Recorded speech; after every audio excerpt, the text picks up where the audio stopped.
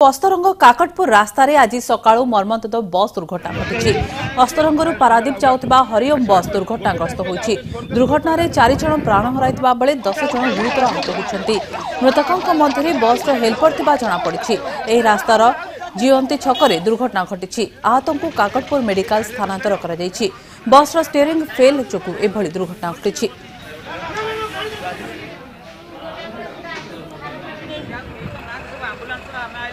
ए संपर्क अधिक सूचना आम सहित अच्छा अस्तरंगरू प्रतिनिधि निरंजन दास। निरंजन जाना चाहिए अस्तरंग काकटपुर रास्तार मर्मन्तुद बस दुर्घटना घटी जो 4 जन मृत्यु होती 10 जन गुरुतर रही कौन रही अधिक सूचना आपण पाखे एक्सीडेंट नहीं? हाँ कहू गले आज जो आप देखिपे जो भाव आज सका सका गोटे मर्मन्तुद सड़क दुर्घटना घटी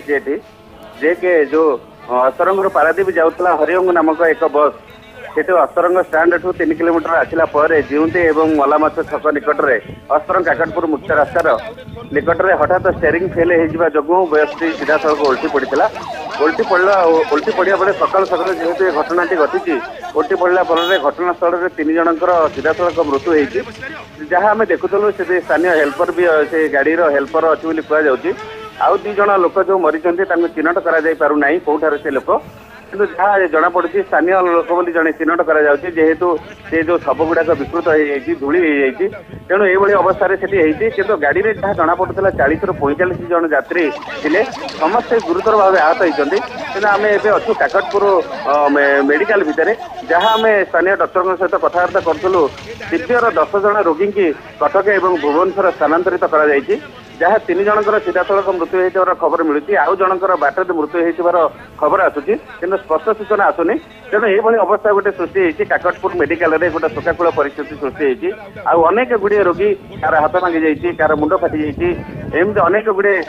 बर्तमान ये यात्री ये पड़ी अति माने आहत अवस्था एक शोकाकूल परिवेश ये सृष्टि होती सेठी जहाँ बर्तमान आम देखुलु से अस्तरंग काकटपुर रास्तार जो दुर्घटना घटी से रास्ता जाम हो रही गाड़ी संपूर्ण भाव उल्टी पड़ी तेणु जहाँ आम देखुलु ये गोटे अवस्था सृष्टि होती जेहेतु आसंता काली सावित्री अच्छी तेणु सावित्री बहु गुड़े यात्री ये जाऊे बंधु बांधव घर को तेबे निरंजन वर्तमान आहत और गुरुतर परिचय मिल पारा। हाँ से जेहेतु स्थानीय अंचल समस्ते अस्तरंग एवं से बस जो नगर आसूला से नगर अंचल बहुत गुड़े आहतंकर सब परिचय मिल सारी आत्मीयस्वजन मैंने काकटपुर मेडिकल को आसी चिकित्सा करखे अच्छा तेणु जो रोगी मैंने सीरीयस हो जाती आंबुलांस 108 आंबुलांस जोगे स्थानांतरित तेणु से जेहेतु आसंता काली सावित्री थिला आज सावित्री भार नहीं बहुत गुड़े महिला छोट पिला माने बंधु बांधव घर को से जाऊे तेणु ये भाव ये जो मर्मन्तुद सड़क दुर्घटना घटी सब कार आसवा पत्र सावित्री सरंजाम कौटी लुगा पड़ी कौटी आंब पड़ी कौटी पणस पड़ी